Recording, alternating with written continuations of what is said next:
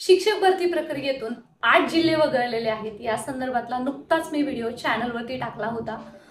तुम्ही तो पाहू शकता आणि त्याचा पुरावा सुद्धा आपण पाहत आहोत की अक्षरशः याच्यातल्या एका जिल्ह्यानं प्रसिद्धी पत्रकाद्वारे सांगितलेलं आहे की आम्हाला गरज असताना सुद्धा पवित्र पोर्टलवरती जागा देऊ शकत नाही आणि याचा फटका जवळपास 2,500 ते 3,000 जे रिक्त पद आहेत त्यांना बसणार आहे। शाळांना शिक्षकांची गरज तर आहे, त्याचबरोबर गरज आहे, परंतु ते पोर्टलला जागा देऊ शकत नाहीत। त्याची कारणं काय आहेत आणि तो जिल्हा कोणता आहे हे सुद्धा पाहून घेऊया। आणि मित्रांनो, आपण पाहतोय की इतकं सहजासहजी शिक्षक भरतीचं राहिलेलंच नाहीये। त्याच्यासाठी प्रत्येक गोष्टीकडे तेवढ्याच तत्परतेने लक्ष देणं गरजेचं आहे। या विषयावरती मी ॲडव्होकेट प्राध्यापक बालुशा माने स्वतः शिक्षण मंत्री यांच्याशी फोनवरती संपर्क साधलेला आहे, भेटण्याचा सुद्धा प्रयत्न केलेला आहे, परंतु ते खूप बिझी होते आणि त्यामुळे व्यवस्थित त्यांना बोलता आलेलं नाहीये, त्यांच्याशी बोलता आलं नाहीये। परंतु हा विषय फक्त शिक्षण मंत्र्यांकडे नसून हा विषय मुख्यमंत्र्यांच्या अखत्यारीत येतो, हे सुद्धा शिक्षण मंत्र्यांच्या OSDनी सांगितलं। आणि त्याच्यानुसार आता हे जे पेसा विभागातील जे 8 जिल्हे आहेत त्यांचा जो विषय आहे तो लवकरच कसा मार्गी लागेल यासाठी मित्रांनो आपण प्रयत्न करतोय। तुमच्या सहकार्याची अपेक्षा आहे आणि सहकार्य द्याल याच अपेक्षेसह चला तर मित्रांनो सुरुवात करूया। ही तुम्ही न्यूज पाहू शकता। जिल्ह्यातील शिक्षक भरती तात्काळ सुरू करण्याची मागणी ही केवळ तिथल्या शिक्षणाधिकाऱ्यांनीच प्रशासन विभागानेच केलेली आहे आणि तो जिल्हा आहे की यवतमाळ जिल्हा शिक्षक भरती प्रक्रियेतून पूर्णतः वगळण्यात आलेला आहे।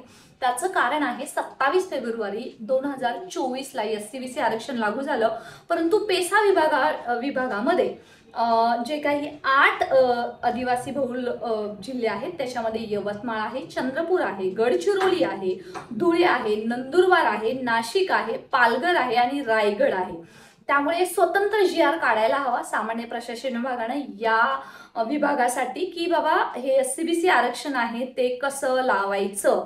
आणि त्याचप्रमाणे बुद्धी नामावली सध्या त्यामुळे बंद करण्यात आलेले आहेत आणि हा GR जोपर्यंत शासन काढत नाही तोपर्यंत याच्यावरती कार्यवाही हे 8 जिल्ह्यातले EI असतील EO असतील करूच शकत नाही, हे त्यांनी वारंवार सांगितलेलं आहे। आणि आता मात्र त्यांनी हे प्रसिद्धी पत्रकाद्वारे सांगितलेलं आहे की आम्हाला शिक्षक हवेत, परंतु आमचे हात बांधलेत, आम्ही बिंदू नामावली करून पोर्टलला जागा देऊ शकत नाही।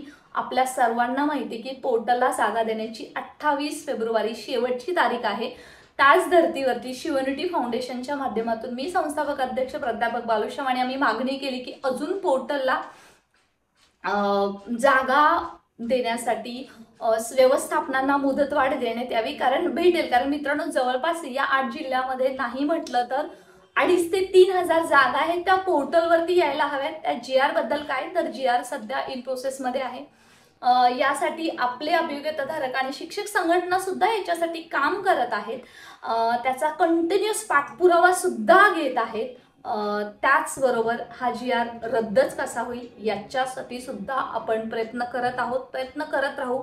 फक्त एकच तुम्हाला व्हिडिओच्या माध्यमातून मला सांगायचं आहे, आपल्या प्रयत्नाला यश मिळतील जर तुम्ही सर्वांनी जर याला साथ दिली तर, आणि तुम्ही सर्व साथ द्यालच याच अपेक्षेसह लवकरच आता त्या GR वरती प्रोसेस होऊन मुख्यमंत्री साहेब जेव्हा सही करतील तेव्हा तो GR सामान्य प्रशासन विभाग कडून तो मावकला जाईल आणि मावकाकडे गेल्यावरती या 8 जिल्ह्यातली बिंदू नामावली संच मान्यतेचं काम होणार आहे आणि ते काम झाल्यावरती पोर्टलवरती जागा येतील। त्यामुळे या सर्व प्रोसेसला जवळपास येणाऱ्या काळामध्ये अजून 8 ते 10 दिवस म्हणजे सही झाल्यानंतर अजून 15 दिवस लागणार आहेत। त्यामुळे तुम्ही पुढच्या प्रोसेसची वाट पाहत असाल तर थोडंसं तुम्हाला थांबणं तितकंच गरजेचं आहे। आपण येणाऱ्या काळामध्ये याच्यावरती डिटेलमध्ये बोलूया, परंतु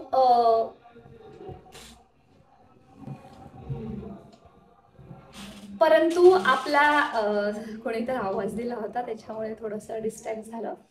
परंतु आपल्या सर्वांचा हा खूप महत्त्वाची गोष्ट आहे आणि ती समजण्यासारखी आहे, ती म्हणजे हा GR लवकरात लवकर मुख्यमंत्री यांनी सही करायला हवा आणि तो मावकाकडे जायला हवा.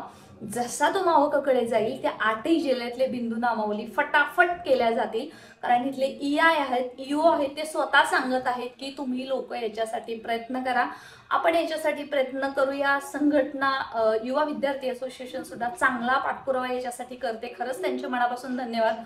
मी स्वतः पाहते मंत्रालयामध्ये ते कंटिन्युअस त्याचा पाठपुरावा करत आहेत आणि त्यांचे सर्व सदस्य.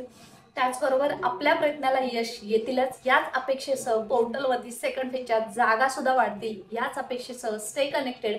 कारण शिक्षक भरतीमध्ये कधी कोणता मुद्दा येईल आणि कोणता मुद्दा अचानक येऊन कधी ती भरती ठप्प होईल हे सांगू शकत नाही. त्यासाठी प्रत्येकाने सतर्क राहा जे सेकंड फेजच्या रेसमध्ये आहात. कारण काहीही करून लवकरात लवकर ही भरती झाली पाहिजे. 3ऱ्या टप्प्याची कार्यवाही सुरू झाली पाहिजे. कारण जर उशीर झाला तर माहीत नाही किती उशीर होईल आणि लवकरात लवकर भरती होण्यासाठी आपल्या सर्वांचे प्रयत्नाला यश येईलच. याच अपेक्षेसह थोडाफार जरी याला वेळ लागला पोर्टलवरती टॅब उपलब्ध व्हायला तरी सुद्धा मित्रांनो चालेल, पण जागा तरी यायला हव्यात. अन्यथा तुम्हाला माहिती आहे की सध्या नवीन संच मान्यता आणि पुढचं जे काही डोक्यावरती डोंगर येऊन बसलेला आहे त्याला उत्तरं कशी द्यायची तो एक अजून वेगळाच प्रश्न आहे. त्यासाठी लवकरात लवकर याच्यावरती मुख्यमंत्री साहेबांनी सही करतील अशी अपेक्षा करूया. त्यासाठी Twitter campaign through, mail campaign through आपल्या सर्वांची सहकार्याची अपेक्षा आहे. या व्हिडिओच्या डिस्क्रिप्शन बॉक्समध्ये टेलिग्राम चॅनलची लिंक आहे, व्हॉट्सअप चॅनलची लिंक आहे. फटाफट जॉईन करा, सबस्क्राईब करा, नोटिफिकेशन ऑन करून ठेवा जेणेकरून आपण हा लढा जिंकणार आहोत आणि जिंकूच.